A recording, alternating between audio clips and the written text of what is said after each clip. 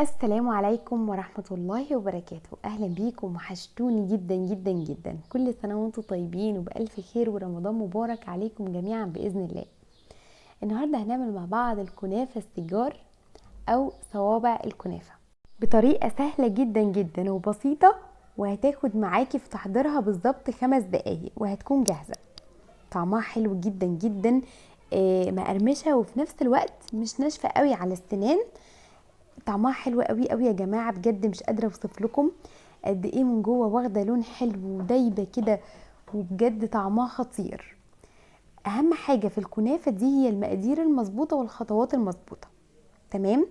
الشربات مهم جدا جدا عشان يطلع معانا الكنافه بالشكل ده، والتسويه، وطبعا طريقه التحضير.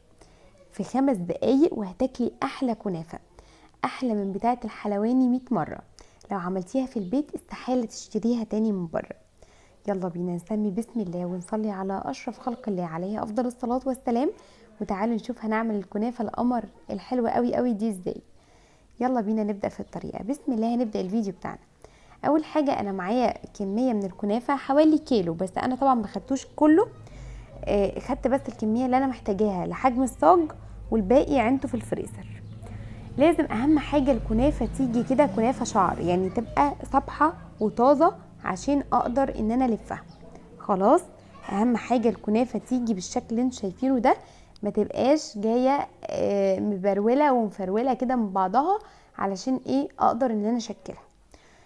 وبعدين ببدا ان انا اجيب كده طرف من الكنافه يكون السمك بتاعه معقول، يعني لا رفيع قوي ولا تخين قوي، وابدا ان انا الف رول. الرول يا جماعه بتاعه يكون مضغوط بس مش مضغوط قوي، عشان الكنافه ما تبقاش ناشفه، يعني الفها بس ما بقاش ضغطها قوي. واهم حاجه ان انا اجيب كوبايتين، ابدا ان انا اثبت بيهم اللفات زي ما انا عامله كده، وهنكمل باقي كميه الصاج بنفس الشكل اللي حضراتكم شفتوه ده. خلاص. الشربات بقى انا معايا كوبايتين من الميه، عليهم كوبايتين من السكر، وعليهم معلقه كبيره من عسل الجلوكوز، ومهم جدا استخدامه. تمام. طبعا لو هتستغني عن عسل الجلوكوز مش متوفر عندك، بنستخدم معلقه كبيره من عسل النحل، بس العسل الجلوكوز الحلوانيه كلهم بيشتغلوا بيه. طيب الشربات ده انا برفعه على النار يعني لمده 10 دقايق، واقل من 10 دقايق كمان، يعني حوالي 7 دقايق كده. تمام. الشربات بتاعها يا جماعه مش بيكون تقيل قوي. الكنافه طبعا انا خلصت الكميه بتاعتها زي ما انتم شايفين كده، كلها لفات زي ما حضراتكم شايفين لحد ما خلصت كميه الصاج كله. معايا سمنه سايحه، يفضل طبعا انها تكون سمنه بلدي، حوالي من كوبايه لكوبايه وربع من السمنه. وبعدين ببدا ان انا بضيفها كده على كل كميه الكنافه. طيب الشربات يا جماعه قوامه بيكون عامل ازاي؟ مهم قوي قوي. الشربات لازم يتضاف على الكنافه وهو سخن، ويكون قوامه مش تقيل قوي، يعني مش بيبقى قوامه تقيل قوي زي شربات الحلويات، بيكون اخف شويه. هو بيكون له سمك، يعني مش بيبقى خفيف قوي مثلا زي بتاع البسبوسه، بيكون له سمك وله عرق كده، بس في نفس الوقت مش تقيل عشان الكنافه تشربه. التسويه بتاع الكنافه انا بدخلها فرن ساخن على درجه حراره متوسطه مايله للهاديه، سواء فرن غاز او فرن بوتاجاز. ولازم احرك الصاج كل شويه وهو في الفرن عشان ياخد معايا لون موحد. كل ما الكنافه دخلت على نار هاديه كل ما كانت التسويه بتاعتها مظبوطه. تمام. يعني تلاقي قلب الكنافه واخد لون ذهبي، ولكن لو انت النار عاليه عليها هتلاقي الكنافه اخدت لون احمر من بره ومن جوه بيضه. عشان ان انت تحصلي على اللون الذهبي اللي انت شايفاه ده، لازم الكنافه تستوي على نار هاديه، والشربات بتاعها يا جماعه يكون سخن جدا، ويكون في نفس الوقت خفيف شويه، عشان الكنافه تشربه وتبقى بالشكل اللي حضراتكم شايفينه ده. الكنافه مقرمشه وفي نفس الوقت شايفين القطمه بتاعتها حلوه قوي، مش جامده على السنان وفي نفس الوقت مقرمشه.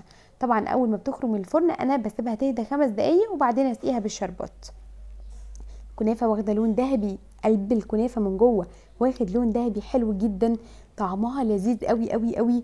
انا عموما بحب الكنافه اللي هي المكبوسه او اللي هي الرولات. بس اهم حاجه في الكنافه دي يا حبايبي، اهم حاجه اول حاجه التسويه. تسويه مهمه جدا جدا، لازم تستوي على نار هاديه، والشربات بتاعها يكون سخن وخفيف شويه، وهي كمان بتكون سخنه عشان تشرب الشربات وتبقى معانا بالشكل اللي انتوا شايفينه ده. لو الشربات تقيل للاسف هي مش هتشرب الشربات. خلاص. كنافه طعمها حلو جدا جدا، احلى من اللي بشتريها جاهزه من بره 100 مره. مش هتاخد معاكي اي وقت في تحضيرها، 5 دقايق وهتكوني بتاكلي احلى كنافه. شايفين القطمه بتاعتها عامله ازاي؟ طعمها حاجه كده خرافه. جربوها ومستنيه رايكم فيها. عملنا مع بعض حلويات رمضان اللي هي الكنافه والقطايف، اساسيات حلويات رمضان. نفذوهم ومستنيه رايكم فيها. ولو عجبكم الفيديو ما تنسوش تعملوا لايك للفيديو واشتراك في القناه وفعلوا زر التنبيه عشان يوصلكم اشعار بكل وصفه جديده انا بنزلها. والسلام عليكم ورحمه الله وبركاته. مع السلامه.